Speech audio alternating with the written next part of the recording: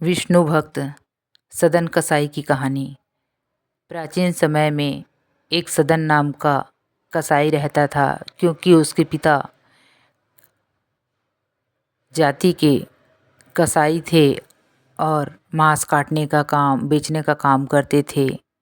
फिर भी सदन का मन परमात्मा की भक्ति भजन में लीन था और अपनी जीविका चलाने के लिए वह यह कार्य करता था। सदन कसाई को जब ज्ञान हुआ परमात्मा की महिमा का, जब उन्हें ज्ञान हुआ तो उन्होंने अपना यह कार्य छोड़ दिया और उन्हें इस कार्य से घृणा होने लगी और वे जगन्नाथपुरी की यात्रा करने के लिए निकल पड़े और अपने साथ में शालिग्राम पत्थर को भी साथ में लेकर चलने लगे। जब वो जगन्नाथपुरी की यात्रा पे जा रहे थे तो रास्ते में चलते चलते वह बहुत थक गए थे और रात भी हो गई थी। तो उन्होंने एक स्थान पर जाकर, जहाँ एक स्त्री और पुरुष रहते थे, वहाँ पर आश्रय मांगा। पुरुष बहुत दयालु था। उन्होंने कहा, ठीक है भाई, एक रात की तो बात है, आप यहाँ रुक जाओ। लेकिन पत्नी के मन में कामुकता पैदा हो गई। रात को जैसे ही उसका पति सोया, वह सदन कसाई के पास जाकर कहने लगी कि आज रात आप मेरे साथ बिताएं। सदन कसाई कहने लगा, आप तो मेरी माँ के समान हैं और मैं भगवान जगन्नाथ जी का परम भक्त हूँ। मुझ में काम वासना बिल्कुल भी नहीं है और मैं आपको माँ के समान देखता हूँ। उस पत्नी को ऐसा लगा जैसा कि वह उसके पति से डर रहा है, इसलिए वह अंदर गई और पति को वहाँ पे रखी तलवार से उसके सिर को काट दिया और फिर से आकर सदन कसाई को कहने लगी कि तुम्हें डर था ना कि कहीं मेरा पति जाग न जाए, हम लोग के बारे में जान न जाए, इसलिए मैंने उसको मार दिया। सदन कसाई बेचारा कांपने लगा, कहने लगा, तुम कैसी औरत हो जो अपने पति को मार डाली हो। मैं तुमसे प्रार्थना करता हूँ, तुम मेरी माँ के समान हो, मुझसे यह अनर्थ काम करने के लिए मत कहो। जब वह औरत बार बार सदन कसाई के सामने फरियाद कर रही थी कि मेरे साथ आज रात्रि बिताओ, और सदन कसाई जब यह बात नहीं माना तो वह औरत अपने घर के द्वार पर जाकर चिल्लाने लगी कि यह अजनबी आदमी मेरे घर ठहरने आया था और मेरे पति को मार डाला है, यह हत्यारा है। ज़ोर ज़ोर से चिल्लाने लगी।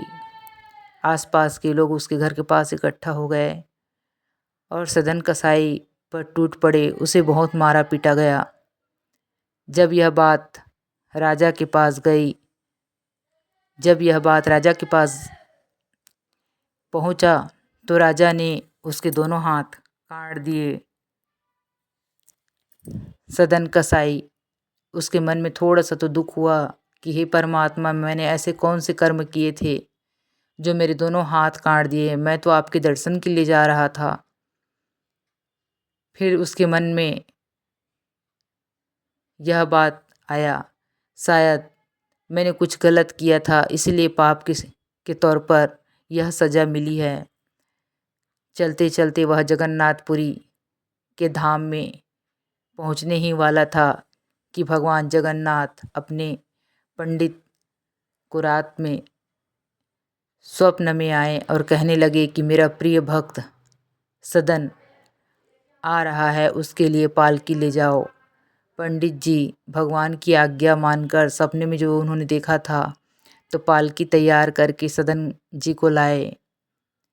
जैसे ही जगन्नाथपुरी में सदन जी आए, उनके आँखों में आंसू भर गए और वह दोनों हाथ कटे हुए थे, फिर भी कटे हाथों से भगवान को प्रणाम करने लगे, कीर्तन भजन करने लगे, वैसे ही उनका दोनों हाथ आपस में जुड़ गया, उनका हाथ पूरा हो गया।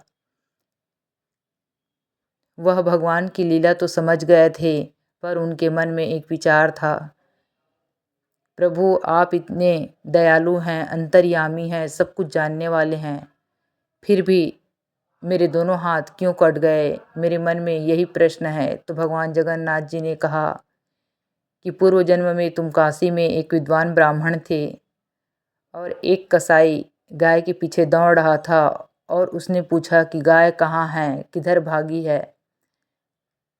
तो तुमने उस गाय को दोनों हाथों से उसके गले को पकड़ लिया और कसाई के हवाले कर दिया। वह गाय ही वह स्त्री थी और वह कसाई जिसने गाय का गला काटा था उसका पति है, और तुम दोनों हाथों से गाय के गले को पकड़े हुए थे।